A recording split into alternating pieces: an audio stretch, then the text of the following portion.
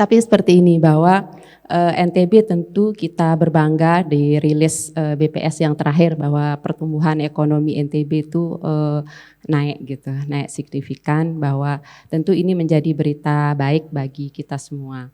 Tetapi pertanyaan saya tentu saja tidak hanya sebagai akademisi gitu, tetapi juga sebagai bagian dari anggota masyarakat secara umum. Pertanyaannya selalu simpel Pak Gubernur, apakah pertumbuhan ekonomi ini selalu membawa kesejahteraan bagi masyarakat? Nah ini tentu kalau kita hitung-hitungan sepertinya itu ada ada perbedaan antara angka dengan realitanya.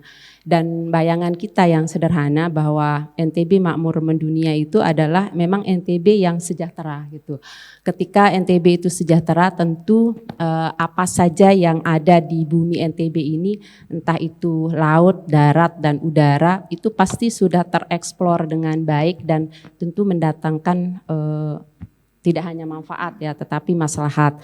Nah, maslahat ini adalah tentu kebaikan-kebaikan yang memiliki dampak jangka panjang. Nah, itu yang disebut maslahat.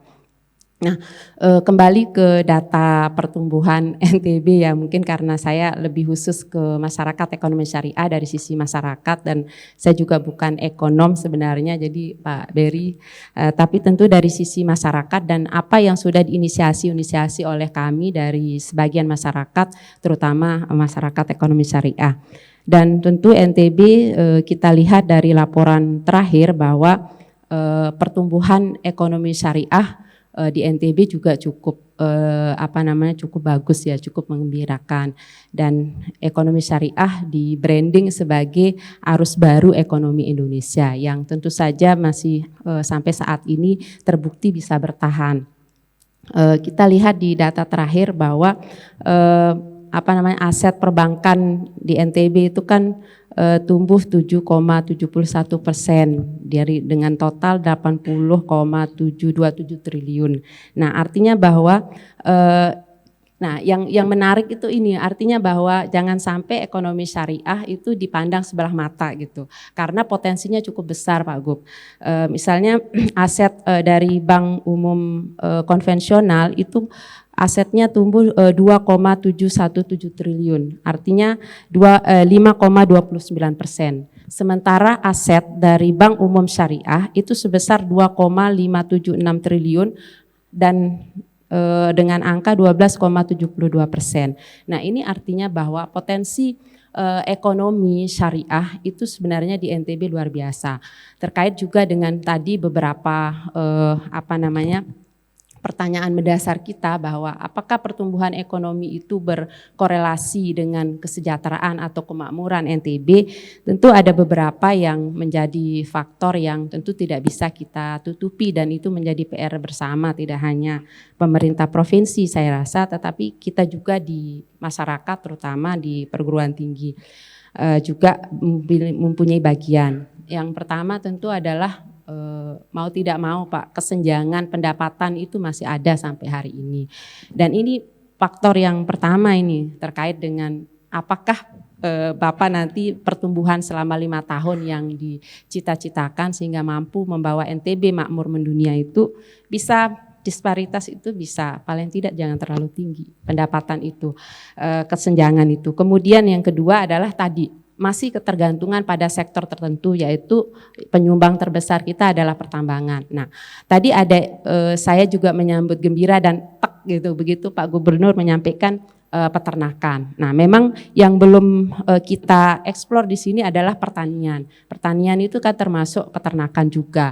Tapi mohon maaf Pak Gub, jangan-jangan sampai tagline dulu bumi sejuta sapi. Tapi sapinya itu di mana gitu. Ketika kita korban aja susah mencari sapi. Kemudian lain-lain sebagainya. Sudah itu pertanyaan-pertanyaan sederhana misalnya. Artinya ketika kita misalnya memang serius membangun pertanian kita, dunia pertanian kita yang menjadi sesuatu yang sangat menjanjikan. Tentu saja faktor perubahan iklim atau cuaca, kemudian fluktuasi Nah itu menjadi sesuatu catatan tersendiri ketika mengambil pilihan bahwa pertumbuhan ekonomi itu memang dari sektor pertanian. Dan yang kedua adalah pariwisata. Saya nyambung Pak, dan saya lagi merintis sebenarnya pariwisata itu yang hari ini tuh kan NTB terkenal, Lombok sebagai pusat pariwisata halal dunia yang terbaik. Tetapi sayang ini belum menjadi sesuatu yang masif kita persiapkan diri dan melayakkan diri untuk menyambut bahwa Lombok itu sebagai destinasi halal nomor 1 di dunia. Nah, artinya bahwa makmur mendunia itu kan salah satu irisannya ketika pariwisata itu juga berkembang dan dirasakan manfaatnya oleh masyarakat. Tidak ada tadi istilah-istilah yang Pak Gub sampaikan, masalah-masalah di seputaran pinggir pantai dan lain sebagainya yang menjadi masalah.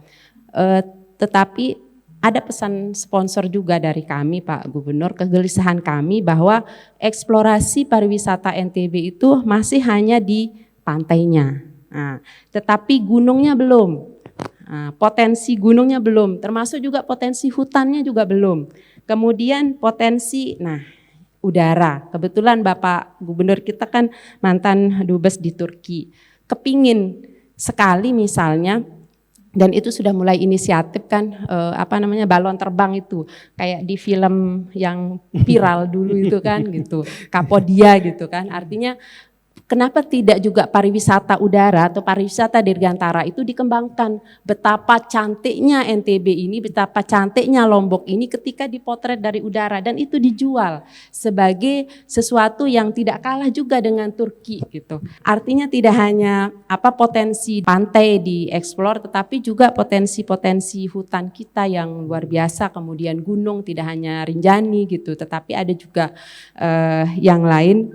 Kemudian juga yang tadi, yang belum sama sekali dibicarakan, udara. Nah, ini hal-hal yang menurut saya di dalam potret pertumbuhan ekonomi NTB makmur mendunia, ada faktor-faktor itu, mungkin catatan-catatan itu yang masih bisa kita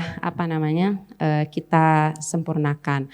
Nah, kemudian yang berikutnya Pak Gub, ada Bapak Ibu yang saya hormati, karena saya dari masyarakat ekonomi syariah, sisi yang saya ingin sampaikan, artinya bahwa potensi besar ekonomi syariah ini di NTB untuk dikembangkan.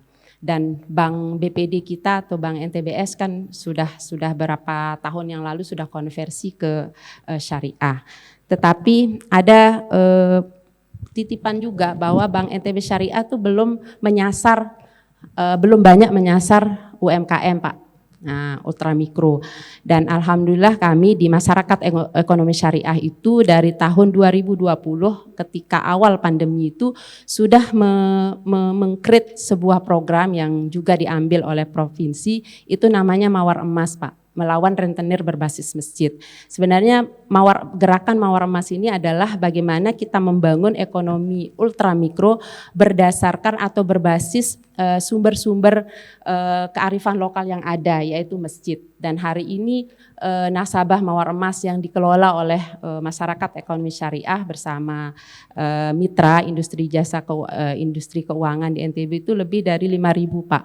Dan itu NVF-nya sampai hari ini masih 0% Pak. Jadi pinjaman ultramikro itu 1 sampai 2 juta tanpa bunga, tanpa agunan.